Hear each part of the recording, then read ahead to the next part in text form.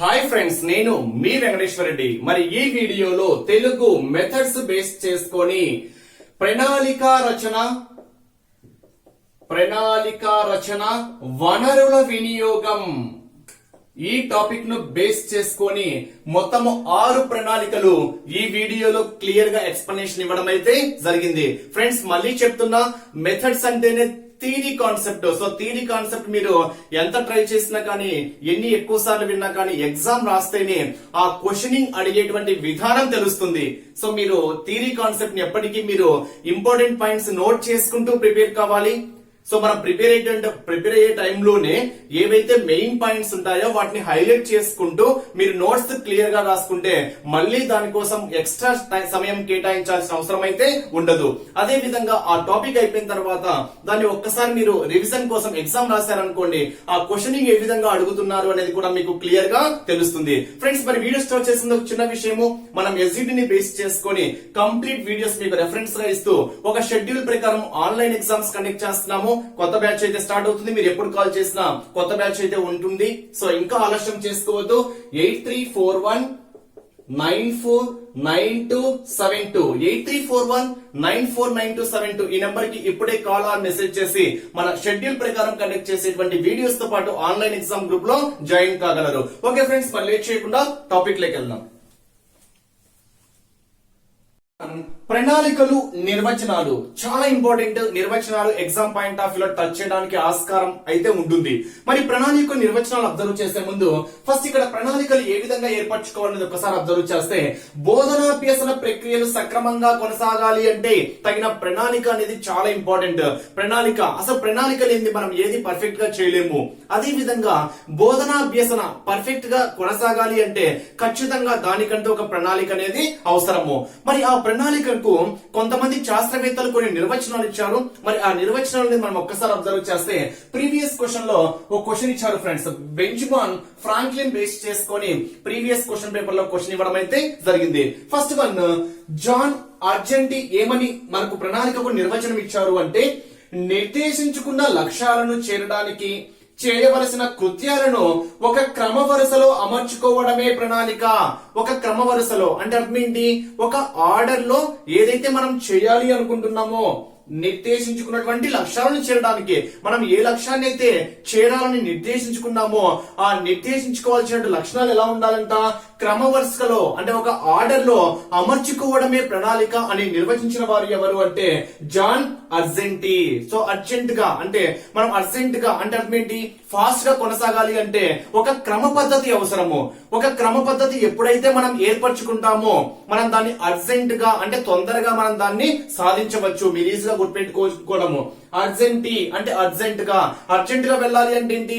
ఏదైనా ఒక క్రమ పద్ధతి ఉంది అనుకోండి, మనం ఈజీగా వెళ్ళగలము. అదే క్రమ పద్ధతిలో అమర్చుకోవడమే ప్రణాళిక నిర్వచించిన వారు జాన్ అర్జెంటీ. Next Confucius. చూడండి, కన్ఫ్యూషియస్ ప్రణాళికకు ఏ విధమైనటువంటి నిర్వచనాన్ని ఇచ్చారు అంటే, భవితకు ప్రణాళిక వేయని మనిషికి ఆదిలోనే హంసపాడు సాక్షాత్కరిస్తుంది. ఆదిలోని అంటే తొలిలోనే అంటే మొదటనే హంసపాడు సాక్షాత్కరిస్తుంది అని ప్రణాళికకు నిర్వచనం ఇచ్చిన వారు ఎవరు అంటే కన్ఫ్యూషియస్. కన్ఫ్యూజన్. సో కన్ఫ్యూజన్ ఏర్పడకూడదు అంటే ఆదిలోనే అంటే అర్థం ఏంటి? మొదటిలోనే మనం కన్ఫ్యూజన్ అనేది ఏర్పరచుకోకూడదు. మొదటిలో కన్ఫ్యూజ్ ఏర్పరచుకుంటే సరైన ప్రణాళిక ఉండదు. అంటే ఆదిలోనే అంటే మొదటిలోనే, మీకు ఈజీగా గుర్తుపెట్టుకోవడం కోసం అంటే మొదటిలోనే కన్ఫ్యూజన్ అనేది ఏర్పరచుకోకూడదు. ఆదిలోనే అంటే మొదటిలోనే ఏముండకూడదు? కన్ఫ్యూషియస్ అంటే కన్ఫ్యూజన్ ఉండకూడదు అని ఈజీగా గుర్తుపెట్టుకోవచ్చు. నెక్స్ట్, బెంజమిన్ ఫ్రాంక్లిన్ ప్రణాళికకు ఏ విధమైనటువంటి నిర్వచనాన్ని ఇచ్చారు అంటే, తగిన సన్నద్ధత లేకపోవడము అంటే సరైనటువంటి ప్రణాళిక లేకపోవడము మనం విఫలం కావడానికి చాలా దగ్గరలో ఉంటుంది. సరైన ప్రణాళిక లేకపోతే మనం విఫలం కావడానికి చాలా దగ్గరలో ఉంటాము. అంటే ఇక్కడ చూడండి, తగిన సన్నద్ధత లేకపోవడము అభ్యసనము లేదా బోధన విఫలం కావడానికి సన్నద్ధత అవుతుంది. అంటే అభ్యసనము లేదా బోధన విఫలం కావడానికి సన్నద్ధత ఎప్పుడు అవుతుంది అంటే సరైన సన్నద్ధత లేకపోవడము అనేది ఇక్కడ విఫలం కావడానికి ఒక మూల కారణం అని చెప్పుకోవచ్చు. మరి ఈ నిర్వచనాన్ని ఇచ్చింది ఎవరు? Benjamin Franklin. అంటే ఫ్రాంక్లిన్ ఏమని చెప్పాడు?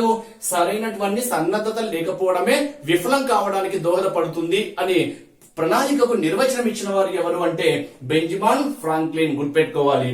నెక్స్ట్ వలారి అజయాల్ ప్రణాళికకు ఏమని నిర్వచనం ఇచ్చాడు అంటే ఇక్కడ సింపుల్ గా చూడండి, పిల్లలకు ఎంతో బ్రహ్మాండమైనటువంటి శక్తి అదే విధంగా ఉత్సాహం ఉంటుందో మనము ఊహించుకోలేము. అంటే ఒక పిల్లవానికి ఎంత శక్తి, ఓకే, అదే విధంగా ఎంత ఉత్సాహంగా ఉంటాడో, ఎంత శక్తిగా ఉంటాడో ఊహించుకోవడము కష్టము. ఆ శక్తిని, ఆ ఉత్సాహాన్ని అనవసరమైనటువంటి వాటికి ఏం చేస్తున్నాడు, వృధా చేస్తున్నాడు. మరి ఆ వృధా పనులలో వృధా చేస్తున్నాడు. ఈ శక్తి ప్రవాహాన్ని అవసరమైన కాలువల్లోకి మళ్లించడము, అవసరమైన కాలువల్లోకి మళ్లించడము అసలైన ప్రతిభ అని నిర్వచించిన వారు ఎవరు అంటే వలారి అజయూల్. అంటే అర్థం ఏంటి అంటే పిల్లలకు ఎంతో శక్తి ఉంటుంది, ఎంతో ఉత్సాహం, వాటిని మనం గుర్తించడం చాలా కష్టము. వాటిని ఏం చేస్తున్నాము, అనవసరమైన వాటిలోకి మళ్లిస్తున్నాము. దాన్ని సరైనటువంటి ఆర్డర్ లోకి, అంటే ఇక్కడ ఏంటి, ఈ శక్తి ప్రవాహానికి అవసరమైన కాలువల్లోకి మళ్లించడము.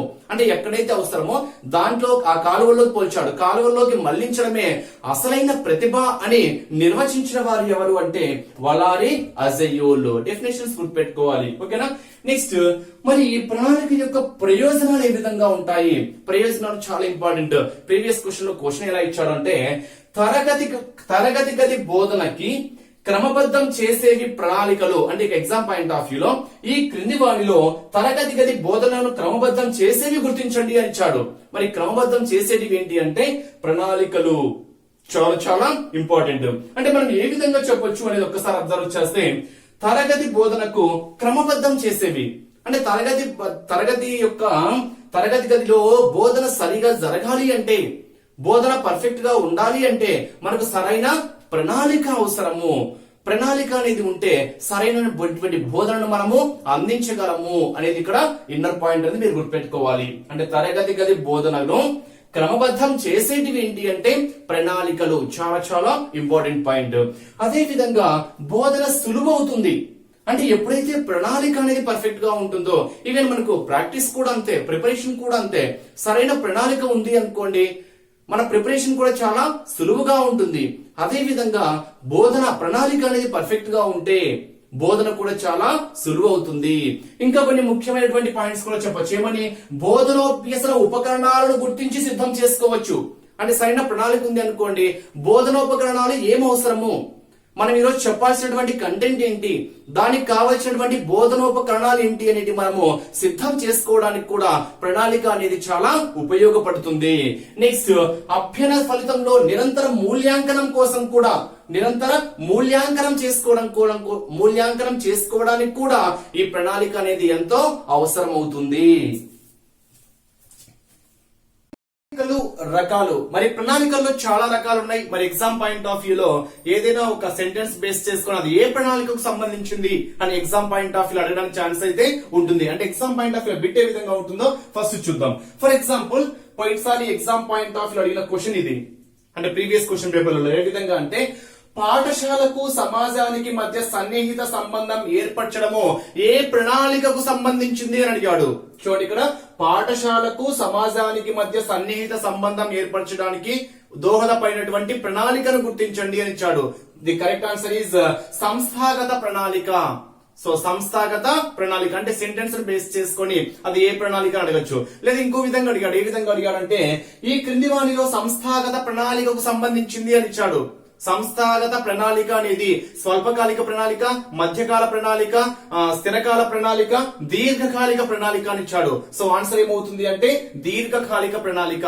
అంటే ప్రతి పాయింట్ మనకు క్షుణ్ణంగా తెలియాల్సిందే, ఏ బిట్ మిస్ చేసుకోకూడదు. అంటే ఇక్కడ చూడండి, సంస్థాగత ప్రణాళికలో ముఖ్యమైనటువంటి పాయింట్స్ పాఠశాలకు సమాజానికి, అంటే పాఠశాలకి సమాజానికి మధ్య సన్నిహిత సంబంధం ఏర్పరుస్తుంది. ఇక్కడ చూడండి, సంస్థ అంటే సంస్థ, అదే విధంగా ప్రణాళిక.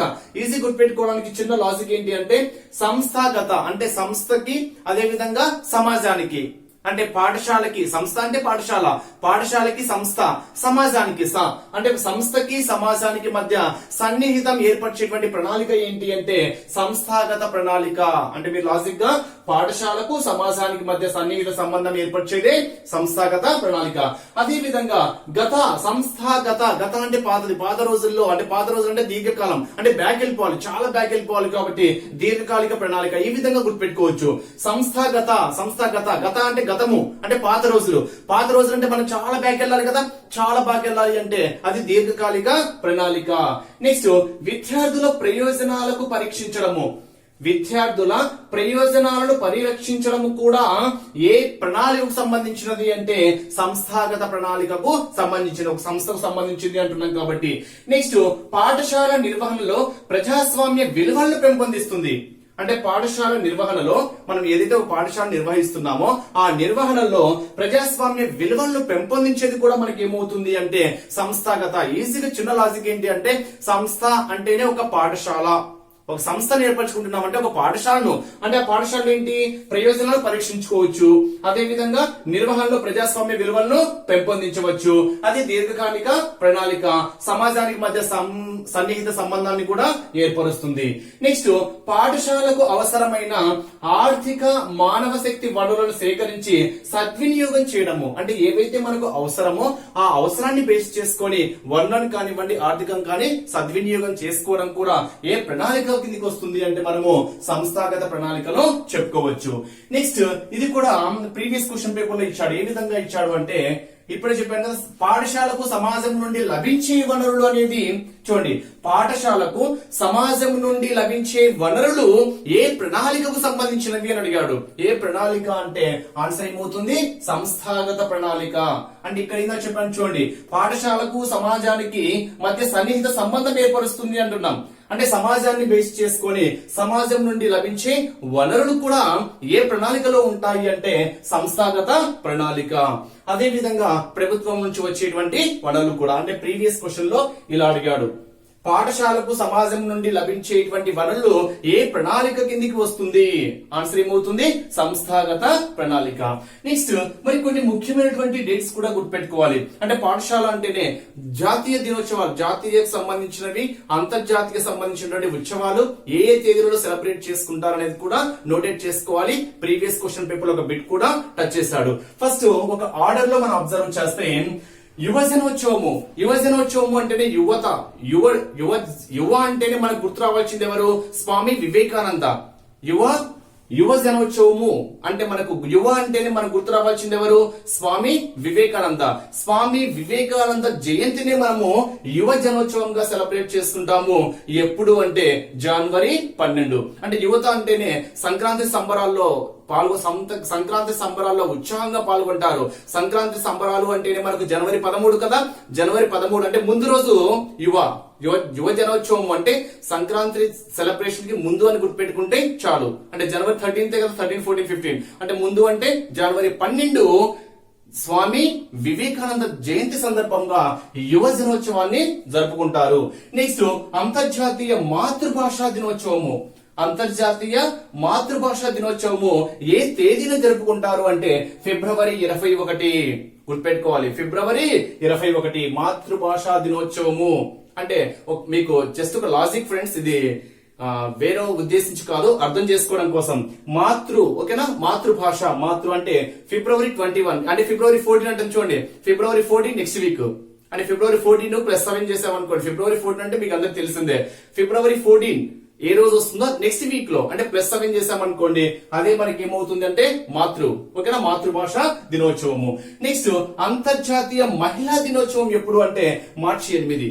అంటే జస్ట్ కోడింగ్ అన్నమాట, గుర్తుపెట్టుకోవడమే, ఏది తప్పుగా అయితే కాదు. ఓకేనా, అంతర్జాతీయ మహిళా దినోత్సవము అంటే మహిళా దినోత్సవము అంటే మనం ఎప్పుడు సెలబ్రేట్ చేసుకుంటాము అంటే మార్చి 8 మహిళా. ఓకేనా, మహిళా దినోత్సవం మహిళా మార్చ్ అంటే మార్చిలో అక్కడికి ఇంకా హాఫ్ డే స్కూల్స్ పరంగా పాఠశాల పరంగా చెప్తున్నాం కాబట్టి సో ఎండింగ్ ఏప్రిల్ ముందు మార్చ్ అంటే మార్చిలో మనం 8వ తేదీన మహిళా దినోత్సవాన్ని సెలబ్రేట్ చేసుకుంటాం. నెక్స్ట్ ప్రపంచ, అది కూడా అంతర్జాతీయ జాతీయ, అది కూడా ఇంపార్టెంటే, ప్రపంచ వినియోగదారుల దినోత్సవం మార్చి 15. మార్చి 15 మనకి ఏమవుతుంది అంటే ప్రపంచ వినియోగదారుల దినోత్సవము. నెక్స్ట్ అంతర్జాతీయ నాటక దినోత్సవం వచ్చేసరికి మార్చి 27, ఈజీగా గుర్తుపెట్టుకోవాలి.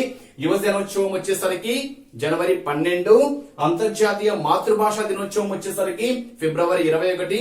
ఏదో కోడ్ లాంగ్వేజ్ లో గుర్తుపెట్టుకుంటేనే ఈజీ ఫ్రెండ్స్, అన్ని మనము బట్టి కొట్టాలంటే చాలా కష్టము. అంతర్జాతీయ మహిళా దినోత్సవము 8.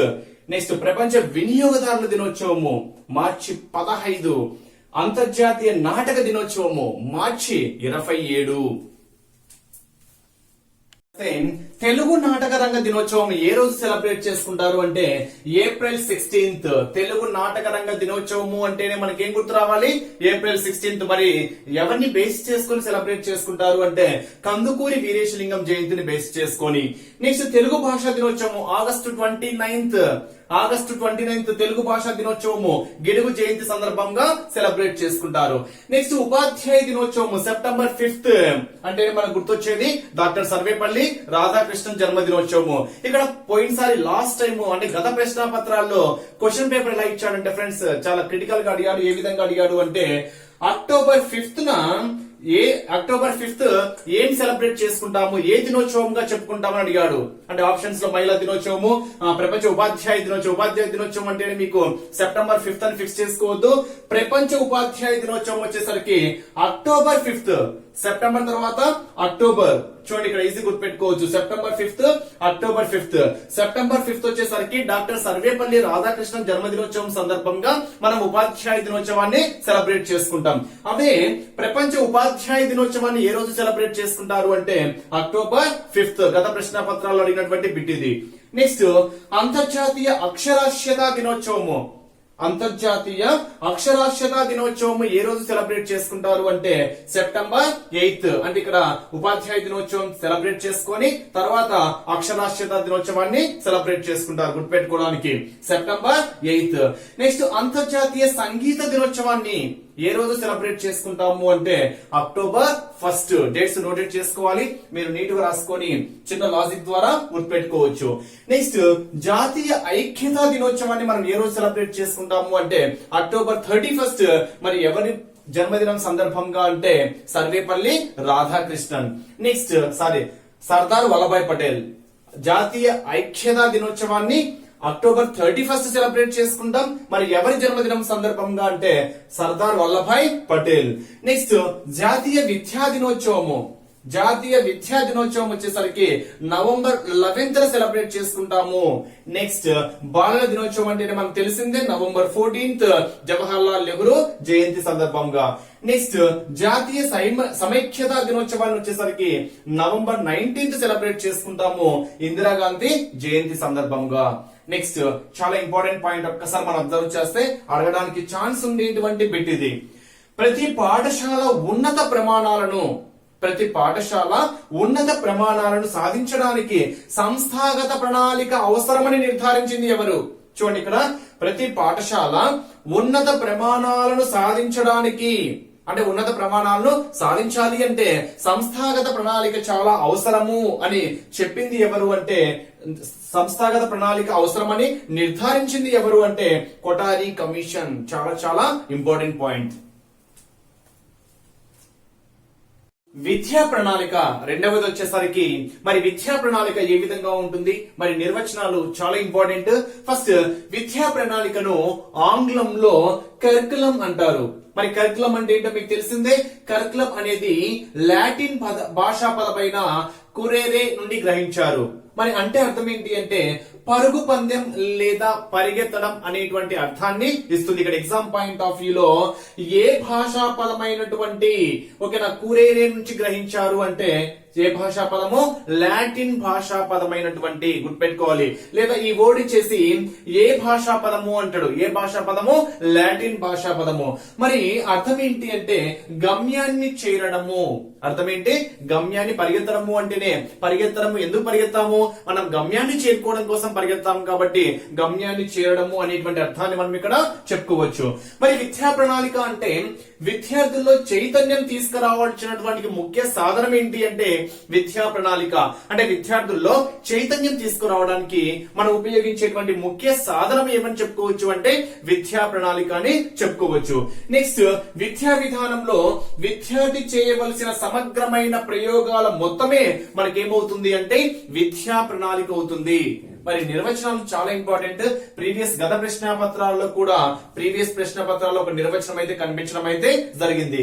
మరి ఫస్ట్ వించి ఏ విధంగా విద్యా ప్రమాణానికి నిర్వచనం ఇచ్చాడు అని ఒకసారి అబ్జర్వ్ చేస్తే, విద్యా లక్ష్యాలను సాధించడానికి తయారు చేసుకునే ప్రణాళిక. చూడండి, ఇక్కడ విద్యా లక్ష్యాలను సాధించడానికి అంటే ఆ లక్ష్యాలను సాధించడానికి మనం తయారు చేసుకునేది అంటే ఒక ప్రణాళిక ఉండాలి కదా. ఆ విద్యా లక్ష్యాలను చేరుకోవడానికి మనం తయారు చేసుకునేటువంటి ప్రణాళికనే ఏమవుతుంది? విద్యా ప్రమాణం అవుతుంది అని నిర్వచనం ఇచ్చిన వాడు ఎవరు అంటే వించ్. గుర్తుపెట్టుకోవాలి, వించ్. నెక్స్ట్, ఆల్బర్ట్ ఏమని విద్యా ప్రణాళికకు నిర్వచనం ఇచ్చాడు అంటే, పాఠశాలలలో విద్యార్థులకు కల్పించవలసిన వ్యాసంగాలన్నీ కలిపితే, చూడండి ఇక్కడ విద్యార్థులకు కల్పించిన వ్యాసంగాలన్నీ కలిపితే అదే విద్యా ప్రణాళిక అని నిర్వచించిన వారు ఎవరు అంటే ఆల్బర్ట్. ఆల్ మొత్తము, చూడండి కల్పించిన వ్యాసంగాలన్నీ కలిపితే అంటే మొత్తము కలిపితే అదే విద్యా ప్రమాణము అని చెప్పింది ఆల్బర్ట్. ఆల్ మొత్తము. నెక్స్ట్, ఎన్పిఈ 1986 ఏం చెప్తుంది అంటే, మన సంస్కృతి పరంపర నుంచి ఆశించదగిన అనుభవాగ్నులైన జ్ఞానము, అవగాహన, నైపుణ్యాలు, వైఖరులను వ్యవస్థీకరించే యోచనే విద్యా ప్రణాళిక అని చెప్పింది ఏంటి అంటే ఎన్పిఈ 1986. నెక్స్ట్, బ్యూచాంపి ఏం చెప్పారు అంటే, పాఠశాలలలో విద్యార్థులకు అనుభవాలు కలిగించడం కోసం సాంఘిక సమూహం యొక్క రూపకల్పనే విద్యా ప్రణాళిక అని నిర్వచించిన వారు ఎవరు అంటే బ్యూచాంపి. అంటే ఎగ్జామ్ పాయింట్ ఆఫ్ వ్యూ ఎలా అడుగుతారు మీకు ఒక అవగాహన ఉంటుంది. ఎలా అడుగుతారు? ఏదైనా ఒక నిర్వచనం ఇచ్చేసి చూడండి ఒకసారి, పాఠశాలలో విద్యార్థులకు కల్పించిన వ్యాసంగాలన్నీ కలిపితే అదే విద్యా ప్రణాళిక అని నిర్వచించిన వారు ఎవరు అంటారు. సో ఆప్షన్స్ లో వించ్, ఆల్బర్ట్, ఎల్పి 1986, బ్యూచాంపి ఎలాగైనా ఇవ్వచ్చు. లేదా రివర్స్ లో అడగచ్చు ఏమని, ఈ క్రింది వాణిలో ఆల్బర్ట్ యొక్క విద్యా ప్రణాళిక నిర్వచనాన్ని గుర్తించండి అంటాడు. ఆల్బర్ట్ యొక్క విద్యా ప్రణాళిక నిర్వచనం అడుగుతారు. సో ఆప్షన్స్ లో కల్పించదగిన వ్యాసంగాలన్నీ కలిపితే అదే విద్యా ప్రణాళిక. ఇక్కడ ఆప్షన్స్ లో అది ఇవ్వడం అయితే జరుగుతుంది. శాస్త్రవేత్తలు విద్యా ప్రణాళికకు ఏ విధంగా నిర్వచనాలు ఇచ్చారో అబ్జర్వ్ చేస్తే, కేరళ శాస్త్రవేత్త మరి విద్యా ప్రణాళికకు ఏ విధంగా నిర్వచనం ఇచ్చారో ఒక్కసారి అబ్జర్వ్ చేస్తే, పాఠశాల చేత రూపొందించబడిన బడి తరగతి వెలుపల మరియు లోపల వైయక్తికంగా సామూహికంగా ఉపాధ్యాయుల మార్గదర్శకంలో విద్యార్థులు జరిపే అభ్యసనమే విద్యా ప్రణాళిక అని నిర్వచనం ఇచ్చిన వారు ఎవరు అంటే కేవలం డెఫినేషన్స్ కాబట్టి యాజ్ ఇట్ ఈస్ గా ఉంటాయి, మీరు చదివి నేర్చుకోవాల్సిందే ఫ్రెండ్స్. దీనికి ఎక్స్ప్లెనేషన్ ఏముంది, డైరెక్ట్ క్వశ్చన్ అన్నమాట, sentence to answer. Next, Cunningham అనేటువంటి శాస్త్రవేత్త మరి విద్యా ప్రణాళికకు ఏ విధంగా నిర్వచనం ఇచ్చారు అంటే, తన కళా కేంద్రంలో అంటే పాఠశాలలో తన ఆదర్శాలకు అంటే లక్ష్యాలకు అనుగుణంగా తీర్చిదిద్దుకోవడానికి ఉపాధ్యాయుడు విద్యార్థిని సామాగ్రిగా ఉపయోగించుకోవడానికి ఉపయోగపడే సాధనమే విద్యా ప్రణాళిక నిర్వచనం ఇచ్చిన వారు ఎవరు అంటే కన్నింగ్హామ్. ఈజీగా గుర్తుపెట్టుకోవచ్చు. చూడండి, పాఠశాల లక్ష్యాలకు అనుగుణంగా తీర్చిదిద్దుకోవడానికి ఉపాధ్యాయుడు, ఇక్కడ ఇంపార్టెంట్, ఉపాధ్యాయుడు విద్యార్థిని సామాగ్రిగా ఉపయోగించుకోవడానికి అంటే ఉపాధ్యాయుడు విద్యార్థిని సామాగ్రిగా ఉపయోగించుకోవడానికి ఉపయోగపడే సాధనమే విద్యా ప్రణాళిక అని చెప్పింది ఏంటంటే కన్నింగ్హామ్. నెక్స్ట్, మరి సెకండరీ విద్యా కమిషన్ ఏ విధంగా నిర్వచనం ఇచ్చింది అంటే, విద్యార్థికి సంబంధించిన మొత్తము పాఠశాల జీవితాన్ని విద్యా ప్రణాళికగా భావించవచ్చు అని తెలిసింది. మరి 1952-53 సెకండరీ విద్యా కమిషన్ ఈ విధంగా నిర్వచనం ఇవ్వడం అయితే జరిగింది. నెక్స్ట్, క్రోక్రో. మరి క్రోక్రో ఏ విధంగా నిర్వచనం ఇచ్చారు అంటే, పాఠశాలలలోను పాఠశాల బయట అభ్యాసకుని లేదా విద్యార్థి యొక్క మానసిక, శారీరక, భావాత్మక, ఆధ్యాత్మిక, నైతిక వికాసాలకు తోడ్పడే కార్యకలాపాల సమగ్ర స్వరూపమే విద్యా ప్రణాళిక అని నిర్వచనం ఇచ్చిన వారు ఎవరు అంటే క్రోక్రో. గుర్తుపెట్టుకోవాలి ఫ్రెండ్స్, నిర్వచనాలు ఏం చెప్పడానికి లేదు, డైరెక్ట్ బిట్ టు బిట్ అంతే. ఇది direct question, as it is గా సెంటెన్స్ అనేది ఇవ్వడం అయితే జరుగుతుంది. మీరు ఒక చిన్న లాజిక్ ద్వారా చూడండి, కార్యకలాపాలు సమగ్ర కార్య క్రోక్రో.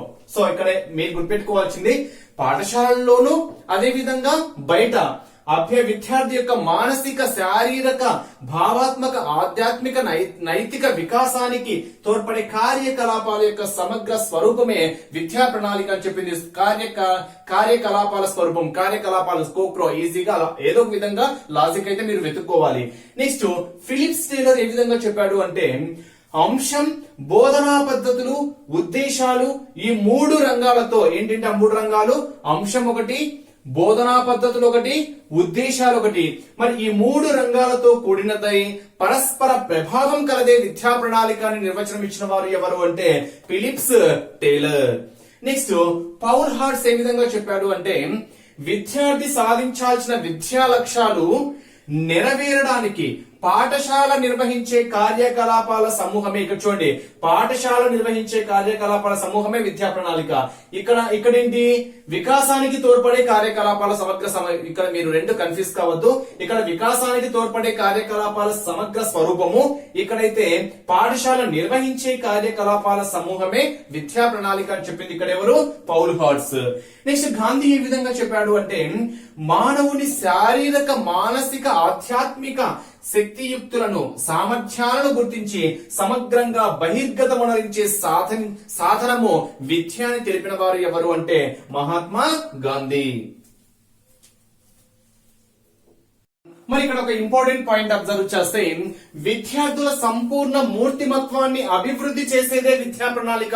ప్రీవియస్ క్వశ్చన్ పేపర్ లో కనిపించినటువంటి బిట్ అంటే ఎగ్జామ్ పాయింట్ ఆఫ్ ఏ విధంగా అడిగాడు అంటే, ఈ క్రింది వానిలో విద్యార్థుల సంపూర్ణ మూర్తిమత్వాన్ని అంచనా వేసేది, అభివృద్ధి చేసేదే ఏంటి అని అడిగాడు. సో ఆన్సర్ ఏమవుతుంది, విద్యా ప్రణాళిక. చూడండి ఒక్కసారి చూడండి, సంపూర్ణ మూర్తిమత్వం, అభివృద్ధి చేసేదే మనకు విద్యా ప్రణాళికని కదా. సో విద్యా ప్రణాళిక ఏ విధంగా ఉంటుందో దాన్ని బేస్ చేసుకొని మనకు సంపూర్ణ మూర్తిమత్వాన్ని అభివృద్ధి చేస్తుంది. నెక్స్ట్ కొన్ని ముఖ్యమైనటువంటి పాయింట్స్ అబ్జర్వ్ చేస్తే, రాష్ట్ర విద్యా ప్రణాళిక చట్టము ఏపీఎస్సిఎఫ్ 2011 రూపకల్పనలోను విషయాల వారీగా తయారు చేసే ఆధార పత్రాల తయారీ విషయంలోనూ కొన్ని నివేదికలు పరిగణలోకి తీసుకోవడం జరిగింది. మరి ఆ నివేదికలు ఏంటి అనేది ఒక్కసారి అబ్జర్వ్ చేస్తే, అంటే ఈ క్రింది వాటిలో విద్యా ప్రణాళికను బేస్ చేసుకొని ఏపీఎస్సిఎఫ్ 2011 లో నివేదికలుగా పరిగణలోకి తీసుకున్న దాన్ని గుర్తించండి అంటాడు. పరిగణలోకి తీసుకోనటువంటి దానిని గుర్తించండి అని అడగడానికి ఛాన్స్ ఉంది. కాబట్టి మరి వేటిని పరిగణలోకి తీసుకున్నారని ఒకసారి అబ్జర్వ్ చేస్తే, భారత రాజ్యాంగ ప్రవేశిక 73-74 రాజ్యాంగ సవరణలు, Sarvepalli Radhakrishnan committee 1948, next Mudaliar commission secondary విద్యా కమిషన్, నెక్స్ట్ కొరాటీ కమిషన్ 1964-66 ఒకటి, నెక్స్ట్ విద్యా కమిషన్ జాతీయ విద్యా విధానము ఎన్పిఈ 1968 ఒకటి, అదే విధంగా జాతీయ విద్యా విధానము ఎన్పిఈ 1986 ఒకటి, నెక్స్ట్ ఈశ్వరి భాయ్ కమిటీ 1977. ఇవన్నీ నివేదికలు పరిశీలనలోకి తీసుకోవడం అయితే జరిగింది. ఇది సెకండ్ వన్, విద్యా ప్రణాళికను సంబంధించి కొన్ని ముఖ్యమైనటువంటి పాయింట్స్. నెక్స్ట్ థర్డ్ వన్, విషయ ప్రణాళిక, సిలబస్ ను బేస్ చేసుకొని చెప్తే ఇక్కడ ఒక డెఫినేషన్ ఇచ్చారు చూడండి. ఇక్కడ ప్రీవియస్ క్వశ్చన్ పేపర్ లో కనిపించినటువంటి బిట్ ఇది. ఆధునిక సమాజంలో పిల్లలు జీవించడానికి అవసరమైన విషయ జ్ఞానాన్ని అందించేదే విషయ ప్రణాళిక. చూడండి, విషయ ప్రణాళికని సిలబస్ ను బేస్ చేసుకొని చెప్తున్నాం. అంటే పిల్లలు సమాజంలో జీవించడానికి అవసరమైన జ్ఞానాన్ని అందించేది మనకి ఏమవుతుంది, సిలబస్ అవుతుంది. కాబట్టి విషయ జ్ఞానాన్ని అందించేది సిలబస్, గుర్తుపెట్టుకోవచ్చు. నెక్స్ట్ మరి ఈ విషయ ప్రణాళికను బేస్ చేసుకొని కొన్ని మనం దృష్టిలో ఉంచుకోవాల్సినటువంటి కొన్ని ముఖ్యమైన అంశాలు మనం పరిశీలిస్తే, విద్యా ప్రణాళిక మూల భావనలు, విద్యా గమ్యాలు, ఉద్దేశాలు, లక్ష్యాలు, సామాజిక అవసరాలు, అందుబాటులో ఉన్న వనరు, ఇవి మనము విద్యా ప్రణాళికలో విషయ ప్రణాళికలో దృష్టిలో ఉంచుకోవాల్సినటువంటి కొన్ని ముఖ్యమైన అంశాలు. మరి కొన్ని ముఖ్యమైనటువంటి పాయింట్స్ అబ్జర్వ్ చేస్తే ఇక్కడ 3 పాయింట్స్ ముఖ్యమైనటువంటి పాయింట్స్ ఉన్నాయి చూడండి. జాతీయ విద్యా విధానం ఆధారంగా విషయ సంబంధ ప్రణాళికల సిలబస్ ల తయారీకి మార్గదర్శక సూత్రాలను సూచించేది మనకి ఏమవుతుంది అంటే ఎన్సీఈఆర్టీ. గుర్తుపెట్టుకోవాల్సినటువంటి ఇంపార్టెంట్ బిట్. నెక్స్ట్, మాతృభాషను మాధ్యమ భాషగా ప్రథమ స్థానాన్ని ఇవ్వదలసిన అవసరాన్ని గుర్తించి అమలు చేస్తున్న వారు ఎవరు అంటే విషయ ప్రణాళికాకర్తలు. ప్రీవియస్ లో అడిగినటువంటి బిట్స్ ఇవి. నెక్స్ట్, పిల్లలకు అవసరమైన జ్ఞానాన్ని అందించడానికి దాన్ని సైద్ధాంతీకరించడానికి భూమిక ఏర్పరిచేదే మనకి ఏమవుతుంది అంటే విషయ ప్రణాళిక. ఆల్రెడీ మీకు ప్రీవియస్ బిట్ గా చెప్పినటువంటి బిట్ ఇవి. ఈ 3 బిట్స్ ప్రీవియస్ క్వశ్చన్ పేపర్ లో కనిపించినటువంటి బిట్స్. నెక్స్ట్ 4th వన్ వచ్చేసరికి వార్షిక ప్రణాళిక, ఇయర్ ప్లానింగ్. మరి ఇయర్ ప్లానింగ్ యొక్క డెఫినేషన్ మనం ఒక్కసారి అబ్జర్వ్ చేస్తే, ఒక సంవత్సర కాలంలో, ఇయర్ ప్లానింగ్ అంటే ఇక్కడ ఇయర్ సంవత్సరము, ఓకేనా, ఒక సంవత్సర కాలంలో ఒక తరగతిలో విద్యార్థులు సాధించాల్సినటువంటి, ఒక సంవత్సర కాలంలో తరగతి గదిలో విద్యార్థులు సాధించాల్సినటువంటి భాషా సామర్థ్యాలను, నెక్స్ట్ లక్ష్యాలను దృష్టిలో ఉంచుకొని వాటి సాధనకు రూపొందించుకునే కార్యాచరణ ప్రణాళికనే మనం ఏమంటాము అంటే ఇయర్ ప్లానింగ్, వార్షిక ప్రణాళిక అంటాం. మరి ఈ వార్షిక ప్రణాళికను బేస్ చేసుకొని ఒక శాస్త్రవేత్త ఒక నిర్వచనాన్ని ఇచ్చారు. మరి ఆ నిర్వచనం ఏంటి ఒకసారి అబ్జర్వ్ చేస్తే, భవిష్యత్తుని వర్తమానంలోకి తీసుకొని వచ్చి దానికోసం పాటుపడమే ప్రణాళిక అని తెలియజేసిన వారు ఎవరు అంటే అలాన్ లైకెన్. గుర్తుపెట్టుకోవాల్సినటువంటి ఇంపార్టెంట్ బిట్. వర్తమానంలోకి, భవిష్యత్తుని వర్తమానంలోకి తీసుకొని వచ్చి దానికోసం పాటుపడమే ప్రణాళిక అని నిర్వచించిన వారు ఎవరు, లేదా అని అన్నవారు ఎవరు అంటే అలాన్ లైకెన్. చేస్తే మరి ఇక్కడ చూడండి, పాఠ్య ప్రణాళికలో నిర్దేశించిన అన్ని అంశాలను, కార్యక్రమాలను నిబంధతతో బోధించి విద్యార్థులకు పూర్తి న్యాయం చేయడానికి ఉపాధ్యాయుడికి ఉపయోగపడేది ఏంటి అంటే వార్షిక పథకము. ఇక్కడ చూడండి ఒకసారి మీరు అబ్జర్వ్ చేస్తే, ఇక్కడ వార్షిక అంటేనే సంవత్సరాన్ని బేస్ చేసుకొని సో ఇయర్ ప్లాన్ ఉంటాం. సో ఇక్కడ పాఠ్య ప్రణాళికలో నిర్దేశించినటువంటి అన్ని అంశాలు, అంటే పాఠ్య ప్రణాళికలో ఏవైతే అంశాలు నిర్దేశించారో ఆ అన్ని అంశాలను, కార్యక్రమాలను నిబంధనతో బోధించే అన్ని అంశాలను అంటున్నాం కాబట్టి మొత్తం సిలబస్ కంప్లీట్ అంటే మొత్తం ఇయర్ కి సంబంధించింది. నిబంధనతో బోధించి విద్యార్థులకు పూర్తి న్యాయం చేయడానికి ఉపాధ్యాయునికి సహకరించేది మనకి ఏమవుతుంది అంటే వార్షిక పథకం. సో కంప్లీట్ సిలబస్ అంటేనే ఇయర్ ప్లాన్ కాబట్టి వార్షిక పథకం. ఆ విధంగా మీరు ఆన్సర్ ఈజీగా గుర్తుపెట్టుకోవచ్చు. నెక్స్ట్, పని దినాలకు అనుగుణంగా పాఠ్యాంశాలను సూచించేది. అంటే మొత్తం ఎన్ని డేస్ ఉన్నాయి, మొత్తం 220 డేస్. ఆ డేస్ మొత్తాన్ని బేస్ చేసుకొని ఆ సిలబస్ ని ఏ విధంగా డివైడ్ చేయాలి అనేది మొత్తము అనుగుణంగా పాఠ్యాంశాలను సూచించేది మనకి ఏమవుతుంది అంటే వార్షిక ప్రణాళిక, ఇయర్ ప్లానింగ్. నెక్స్ట్, ప్రస్తుతము వార్షిక ప్రణాళికను, పాఠ్య రూపాన్ని, పాఠ్య పథకాన్ని రూపొందించే విధానాన్ని తయారు చేస్తున్న వారు ఎవరు అంటే ఆన్సర్ ఏమవుతుంది అంటే ఎస్సీఆర్టీ. పాత కాలం అయితే ఎస్సీఆర్టీ కాదు, పాత అయితే పూర్వ జిల్లా ఉమ్మడి పరీక్ష. చూడండి, పాత రోజులలో అయితే పూర్వ జిల్లా ఉమ్మడి పరీక్ష బోర్డు నిర్వహించేటివి. బట్ ప్రస్తుత వార్షిక ప్రణాళికలను, పాఠ్య పథకాలను రూపొందించిన విధానాన్ని తయారు చేస్తున్న వారు ఎవరు అంటే ఎస్సీఆర్టీ. ఓకేనా, పాత రోజుల్లో అయితే పూర్వ జిల్లా ఉమ్మడి పరీక్ష బోర్డులు గుర్తుపెట్టుకోవాలి. నెక్స్ట్, ఉపాధ్యాయులు స్వయంగా వార్షిక యూనిట్ ప్రణాళికలు తయారు చేసుకోవాలని, సొంతంగా సామర్థ్యాల ఆధారంగా ప్రశ్నాపత్రాలు రూపొందించి నిర్వహించాలని తెలిపింది ఎవరు అంటే ఏపీఎస్సీఎఫ్ 2021. ఇవన్నీ స్టాండర్డ్ డెఫినేషన్స్ గుర్తుపెట్టుకోవాలి. సో మెథడ్స్ అంటే థియరీ కాన్సెప్ట్ ఏం చేయడానికి లేదు. నెక్స్ట్, వార్షిక ప్రణాళిక అంతర్గత ప్రణాళికకు సంబంధించినటువంటి విషయము. ఇక్కడ మీరు గుర్తుపెట్టుకోవాల్సింది వార్షిక ప్రణాళిక అనేది అంతర్గత ప్రణాళికకు సంబంధించిన విషయంగా చెప్పుకోవచ్చు.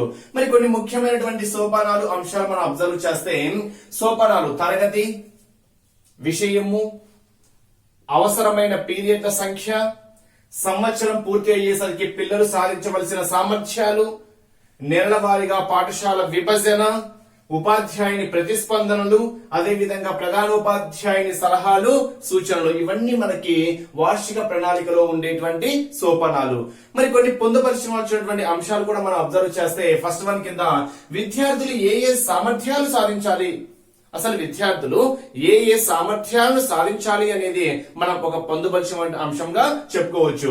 నెక్స్ట్ రెండవది ఒక్కొక్క పీరియడ్ కి ఎన్ని పీరియడ్లు అవసరము అంటే మొత్తం మీద ఒక ప్రణాళిక వేసామనుకోండి ఇయర్ ప్లానింగ్ లో మొత్తము ఎన్ని పీరియడ్స్ అవసరము అనేది కూడా అక్కడ పొందవలసినటువంటి అవసరం అయితే ఉంటుంది. నెక్స్ట్ బోధనాభ్యాసన సామాగ్రికి ఏమేమి అవసరము అసలు మనము ఇయర్ ప్లానింగ్ మొత్తాన్ని బేస్ చేసుకుని చెప్తే అసలు బోధనకు ఆ అభ్యసనానికి ఏ ఏ సామాగ్రి మనకు అవసరం అనేది కూడా ముందే మనము పొందుపరుచుకోవాల్సినటువంటి ఒక అంశంగా చెప్పుకోవచ్చు. నెక్స్ట్ సిసిఈకి సంబంధించినటువంటి అంశాలు ఇలాంటివన్నీ మనం ఇయర్ ప్లానింగ్ లో పొందవలసినటువంటి అంశాలు. పాఠ్య ప్రణాళిక లేదా పాఠ్య విభాగ ప్రణాళిక, యూనిట్ ప్లాన్, లెసన్ ప్లాన్ దీన్ని బేస్ చేసుకొని బిట్ అడగడానికి ఛాన్స్ అయితే ఉంటుంది friends. First basics concepts observe చేస్తే ఒక పాఠాన్ని ప్రాతిపదికగా తీసుకొని ఆ పాఠ్య బోధనకు అవసరమైన పీరియడ్లు దృష్టిలో పెట్టుకుని రాసే ప్రణాళికని మనము యూనిట్ లేదా సమగ్ర పాఠ్య ప్రణాళిక అంటాం. అంటే అర్థం ఏంటి అంటే ఒక పాఠాన్ని ప్రాతిపదికగా తీసుకుంటాం. ఏదైనా ఒక లెసన్ తీసుకున్నాం అనుకోండి, ఆ లెసన్ ను ప్రాతిపదికగా తీసుకొని ఆ లెసన్ కు ఎన్ని పీరియడ్లు అవసరము, ఆ పాఠ్య బోధనకు అవసరమైన పీరియడ్లను దృష్టిలో పెట్టుకొని అంటే ఆ పాఠానికి సంబంధించినటువంటి మొత్తం ఎక్స్ప్లనేషన్ కి ఎన్ని పీరియడ్లు అవసరము అనేది దృష్టిలో పెట్టుకొని రాసే ప్రణాళికని మనం ఏమంటాము అంటే యూనిట్ లేదా సమగ్ర విద్యా ప్రణాళిక, సమగ్ర పాఠ్య ప్రణాళిక అంటాం. నెక్స్ట్ ఒక పాఠం మొత్తము బోధించడానికి ఎన్ని పీరియడ్లు అవసరమవుతాయో దృష్టి పెట్టుకొని రాసేటువంటి ప్రణాళికను పాఠ్య ప్రణాళిక. సేమ్ కాన్సెప్ట్ అంటే ఒక పాఠం మొత్తం బోధించడానికి ఒక లెసన్ తీసుకున్నాము, ఆ లెసన్ మొత్తం బోధించడానికి ఎన్ని పీరియడ్లు మొత్తం అవసరము అనేది దృష్టిలో పెట్టుకొని రాసే ప్రణాళిక మనం ఏమంటాము అంటే పాఠ్య ప్రణాళిక. చాలా ఇంపార్టెంట్ డెఫినేషన్. నెక్స్ట్ ఇక్కడ చూడండి, ఇక్కడ పాఠ్య ప్రణాళికకు కొన్ని మారు పేర్లు ఉన్నాయి. ఎందుకంటే ఎగ్జామ్ పాయింట్ ఆఫ్ వ్యూ లో పాఠ్య ప్రణాళిక ఇవ్వకుండా ఎలాగైనా అడగచ్చు. సో ఇతర పేర్లు ఒకసారి అబ్జర్వ్ చేస్తే పాఠ్య విభాగ ప్రణాళిక ఇక్కడే రాశాను, పాఠ్య ప్రణాళిక, పాఠ్య విభాగ ప్రణాళిక, దీన్ని మనము సమగ్ర పథకము. ఎగ్జామ్ పాయింట్ ఆఫ్ వ్యూ లో ఈ వర్డ్ టచ్ చేయడానికి ఎక్కువగా ఆస్కారం ఉంటుంది. సమగ్ర పథకము, యూనిట్ పథకము, అంశ పథకము ఇవి పాఠ్య ప్రణాళికకు మరొక పేర్లుగా చెప్పుకోవచ్చు. అంటే ఈ క్రింది వాటిలో so exam point of view ఏ విధంగా అడగచ్చు. నెక్స్ట్ ఇక్కడ మీరు ఒక పాయింట్ అబ్జర్వ్ చేస్తే భాషా వాచకాల్లో ప్రతి పాఠాన్ని పరిగణించే ప్రమాణం ఏంటి అంటే యూనిట్. అంటే మనం ఏదైనా భాష పఠనం తీసుకున్నామంటే యూనిట్ వైజ్ గా చెప్తాం కాబట్టి ప్రతిదీ భాషా వాచకాలలో ప్రతి పాఠాన్ని పరిగణలోకి తీసుకోవాలి. ప్రతి పాఠాన్ని పరిగణలోకి తీసుకుంటున్నాము అంటే అది ఒక ప్రమాణం యూనిట్ గా చెప్పుకోవచ్చు. నెక్స్ట్ ఇక్కడ ఎగ్జామ్ పాయింట్ ఆఫ్ వ్యూ లో టచ్ చేయడానికి ఆస్కారం ఉండేటువంటి బిట్ ఇది. భాషా బోధనలో ఒక్కో పాఠాన్ని ఒక యూనిట్ గా భావించాలి. ఒక్కొక్క పాఠాన్ని ఒక యూనిట్ గా భావించాలి. ఏదైనా ఒక లెసన్ మొత్తం తీసుకున్నాం అనుకో, దాన్ని ఒక యూనిట్ గా భావించాలి అని చెప్పేది మనకి ఇక్కడ ఏక లక్ష్య సంపన్నత. అంటే ఇక్కడ ఎగ్జామ్ పాయింట్ ఆఫ్ వ్యూ లో ఈ విధంగా ఇండైరెక్ట్ గా అడగచ్చు. ఏ విధంగా అంటే ఏక లక్షణ సంపన్నతగా బోధించబడేది అంటాడు. సో ఆన్సర్ ఏమవుతుంది అంటే పాఠ్య ప్రణాళిక లేదా యూనిట్ విభాగము, యూనిట్ పథకము, సమగ్ర పథకము. సో ఆప్షన్స్ లో ఏదైనా ఉండవచ్చు. అంటే భాషా బోధనలో ఒక్కొక్క పాఠాన్ని ఒక యూనిట్ గా, ఇక్కడ క్వశ్చన్ లోనే ఉంది ఒక్కో పాఠాన్ని ఒక యూనిట్ గా, బట్ ఇలా ఇవ్వడు. ఎందుకంటే మనకి ఈజీగా అర్థమైపోతుంది కాబట్టి ఏక లక్షణ సంపన్నతగా బోధించబడేది అని అడుగుతాడు. సో ఆన్సర్ యూనిట్ పథకము. నెక్స్ట్ పరస్పర సంబంధం ఉన్న సుదీర్ఘమైన విషయాన్నే యూనిట్ అంటారు అని తెలియజేసిన వారు ఎవరు అంటే ప్రెస్టన్. చూడండి ప్రెస్టన్ ఏ విధంగా యూనిట్ కి నిర్వచనం ఇచ్చాడు అంటే పరస్పర సంబంధం ఉన్న సుదీర్ఘమైన విషయాన్ని, సుదీర్ఘమైన అంటే యూనిట్ అంటే ఏంటి, ఆ సుదీర్ఘమైనటువంటి విషయాన్ని తెలియజేస్తుంది అని చెప్పిన వారు ఎవరు అంటే ప్రెస్టన్. నెక్స్ట్ నాకు ఎన్నో సమస్యలున్నాయి అయితే ఆ సమస్యలు నా పెదవికే తెలియదు అని అభిప్రాయపడిన వారు ఎవరు అంటే చార్లీ చాప్లిన్. చూడండి ఒక్కసారి, నాకు ఎన్నో సమస్యలున్నాయి అయితే ఆ విషయం నా పెదవికే తెలియదు, నా పెదవులకే తెలియదు అని అభిప్రాయపడిన వారు ఎవరు అంటే చార్లీ చాప్లిన్. నెక్స్ట్ ఇక్కడ చూడండి ఇంపార్టెంట్ ఒక సామెత కొటేషన్ పరంగా చెప్తే 10 సంవత్సరం వ్యవసాయం చేయాలనుకుంటే అంటే 10 సంవత్సరాల పాటు వ్యవసాయం చేయాలంటే ఏం చేయాలి? పళ్ళ చెట్టు నాటాలి. అదే 100 సంవత్సరాల పాటు వ్యవసాయం చేయాలంటే విద్య నేర్పాలి. సింపుల్ లాజిక్, ఓకేనా? 10 సంవత్సరాల పాటు వ్యవసాయం చేయాలంటే పండ్ల చెట్లు నాటితే సరిపోతుంది. అదే 100 సంవత్సరాల పాటు వ్యవసాయం చేయాలి అంటే విద్య నేర్పాలి అని ఎవరి సామెత అంటే ఇది చైనీస్ సామెత, ఓకేనా? కొన్ని ముఖ్యమైనటువంటి పాయింట్స్ నోటెడ్ చేసుకోవాలి. ఇక సోపానాలు మనం అబ్జర్వ్ చేస్తే మరి సోపానాలను బేస్ చేసుకొని ఎగ్జామ్ పాయింట్ ఆఫ్ వ్యూలో పాఠ్య ప్రణాళిక సోపానాల క్రమాన్ని గుర్తించండి అంటాడు ఫ్రెండ్స్. మరి సోపానాలు అంటేనే మనకి ఆర్డర్ ఇంపార్టెంట్. మరి ఆర్డర్ ని అబ్జర్వ్ చేస్తే ఫస్ట్ విషయం ఏంటి, తర్వాత తరగతి ఏంటి, ఆ రెండు కామన్ గా విషయము తరగతి. మనం ఇప్పుడు పాఠ్య ప్రణాళికను బేస్ చేసుకొని చెప్తున్నాం కాబట్టి యూనిట్ పేరేంటి అంటే ఆ పాఠం పేరేంటి, ఫస్ట్ ఏమో విషయము, తర్వాత ఏ తరగతికి, తర్వాత ఏ యూనిట్ బోధిస్తున్నాం, యూనిట్ పేరు లేదా లెసన్ పేరు. నెక్స్ట్ ముఖ్యమైనటువంటి పాయింట్స్ అబ్జర్వ్ చేస్తే పాఠం బోధించడానికి అవసరమైన పీరియడ్ల సంఖ్య. ఒక పాఠాన్ని ఫస్ట్ ఇక్కడ ఏంటి యూనిట్ పేరు లేదా పాఠం పేరు తీసుకున్నాం. మరి ఆ పాఠాన్ని కంప్లీట్ చేయడానికి ఎన్ని పీరియడ్లు అవసరమో, ఆర్డర్ ఇంపార్టెంట్, ఎన్ని పీరియడ్లు అవసరమో అంటే పీరియడ్ల సంఖ్య. నెక్స్ట్ పీరియడ్ల సంఖ్య ఏంటి, తర్వాత పాఠం ద్వారా పిల్లల్లో సాధించాల్సిన సామర్థ్యాలు ఏంటో మనం గుర్తించుకోవాలి. నెక్స్ట్ పీరియడ్ వారీగా విభజించుకోవాలి. అంటే ఇక్కడ మొత్తం యూనిట్ ని ఎన్ని పీరియడ్ లో, ఫర్ ఎగ్జాంపుల్ 3 పీరియడ్ లో కంప్లీట్ చేయాలనుకోండి, దాని పీరియడ్ల వారీగా ఏం చేయాలి, విభజించుకోవాలి. నెక్స్ట్ అదనపు సమాచార సేకరణ, ఏదైనా మనకు ఆ లెసన్ బేస్ చేసుకొని ఆ పాఠాన్ని బేస్ చేసుకొని ఏదైనా అదనంగా ఉండేటువంటి సమాచారం ఏదైనా ఉంటే దాన్ని ఏం చేసుకోవాలి, సేకరించుకోవాలి. నెక్స్ట్ లాస్ట్ లో ఉపాధ్యాయుని యొక్క ప్రతిస్పందనలు తెలుసుకోవాలి. ఇది మనము పాఠ్య ప్రణాళిక యొక్క సోపానాలుగా చెప్పుకోవచ్చు. ఆర్డర్ చాలా చాలా ఇంపార్టెంట్. నెక్స్ట్ కొన్ని పొందుపరచవలసినటువంటి విషయాలు, అంశాలు మనం అబ్జర్వ్ చేస్తే అసలు ఏ పాఠం బోధించాలి, ఒక పాఠం పేరు కానీ ఒక లెసన్ కానీ చెప్తున్నామంటే ఏ పాఠం బోధించాలి అనేది ముఖ్యమైన అంశము. ఎలా బోధించాలి, ఏ పాఠము బోధించాలి, ఆ పాఠాన్ని ఎలా బోధించాలి, నెక్స్ట్ ఆ పాఠం ద్వారా సాధించాల్సిన సామర్థ్యాలు ఏమిటి, అసలు ఏమేమి పిల్లల్లో ఆ పాఠం ద్వారా ఏమేమి సామర్థ్యాలను సాధించగలిగారు, ఏమేమి అంశాలు నేర్చుకోగలిగారు. నెక్స్ట్ సామర్థ్యాల సాధనకు ఎటువంటి అభ్యసన కృత్యాలు నిర్వహించాలి, ఆ సామర్థ్యాల సాధనకి ఎటువంటి అభ్యసన కృత్యాలు అనేటివి నిర్వహించాలి. నెక్స్ట్ ఎన్ని పీరియడ్లు బోధించాలి. ఇలాంటివన్నీ మనకు పాఠ్య ప్రణాళికలో పొందుపరచవలసినటువంటి అంశాలుగా చెప్పుకోవచ్చు. నెక్స్ట్ ఇక్కడ టైం బేస్ చేసుకొని చెప్తే ప్రాథమిక పాఠశాలలో తెలుగును బోధించాలి అంటే 1 to 5th తరగతులకు మాత్రమే. ఇది 1 to 5th తరగతులకు మాత్రమే. మనం కాలక్రమణ పట్టిక అంటే టైం టేబుల్ ఎంత ఉండాలి అంటే మొత్తము 90 మినిట్స్ ఉండాలి. మరి 90 మినిట్స్ లో ఫస్ట్ 45 మినిట్స్ దేనికోసం ఉపయోగిస్తాము అంటే బోధనాభ్యసన ప్రక్రియలు నిర్వహించాలి మొదటి 45 నిమిషాలలో. మరి తర్వాత 45 నిమిషాలలో అసలు బోధించిన అంశాలు, మనం అంతకుముందు 45 మినిట్స్ లో ఏదైతే బోధించామో ఆ బోధించిన అంశాల ఆధారంగా అభ్యాసాలు కల్పించాలి. అంటే మొదటగా బోధించినటువంటి 45 నిమిషాల ఆ సమయాన్ని ఆధారంగా చేసుకొని మనం కొన్ని అభ్యాసాలు కల్పించాలి. పీరియడ్ ప్రణాళిక, పీరియడ్ ప్లాన్. మరి ఇక్కడ పీరియడ్ ప్లాన్ అంటే అర్థం ఏంటి అంటే ఒక పీరియడ్ లో బోధించే పాఠ్యాంశ భాగంను రాసుకునేటువంటి ప్రణాళిక. అంటే మనం ఆ పీరియడ్ లో ఏ పాఠ్యాంశాన్ని బోధించాలి అని రాసుకునేటువంటి ఒక ప్రణాళికనే మనం ఏమంటున్నాము అంటే పీరియడ్ ప్రణాళిక. దానికి ఇంకొక పేరు కూడా ఉంది, మరో పేరు ఏంటి అంటే కాలాంశ ప్రణాళిక.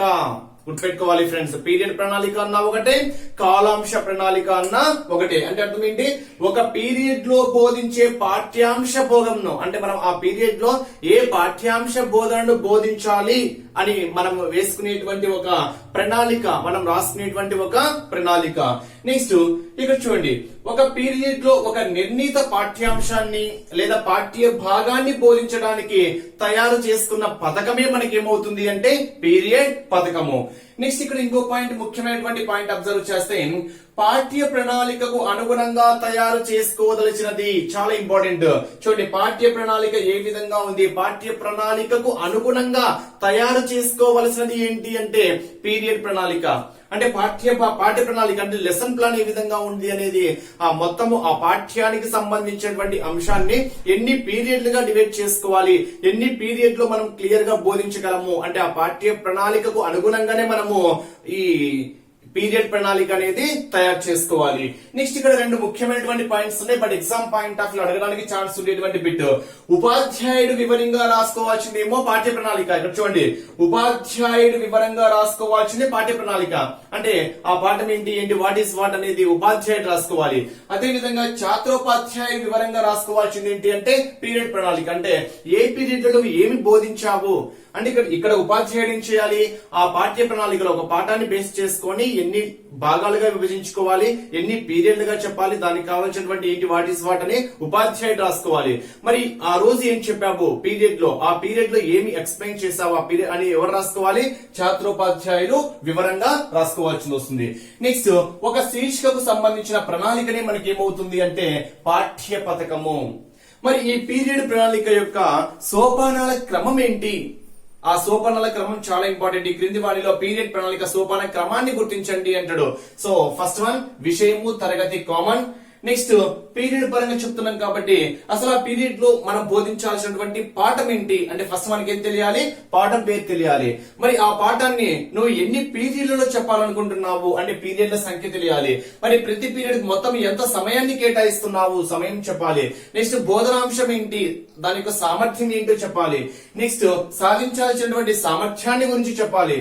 నెక్స్ట్ మొదటి 45 నిమిషాలు బోధనా వ్యూహాలు సోపనాలు అంటే పిల్లల అవగాహన పరిశీలన బేస్ చేసుకుని మొదటి 45 నిమిషాలు కేటాయించాలి. అంటే 1 to 5 అంటే మొత్తం 90 మినిట్స్ ఉండాలి కదా. మరి మొదటి 45 నిమిషాలు పిల్లల అవగాహన పరిశీలన, చివరి అంటే రెండవ 45 నిమిషాలు అభ్యాసాలు కల్పించాలి. అంటే అంతకుముందు ఏదైతే బోధించామో దానికి సంబంధించినటువంటి అభ్యాసాలను కల్పించాలి. నెక్స్ట్ ఉపాధ్యాయుని యొక్క ప్రతిస్పందనలు, ఇవి పీరియడ్ ప్రణాళిక యొక్క సోపానాల క్రమం.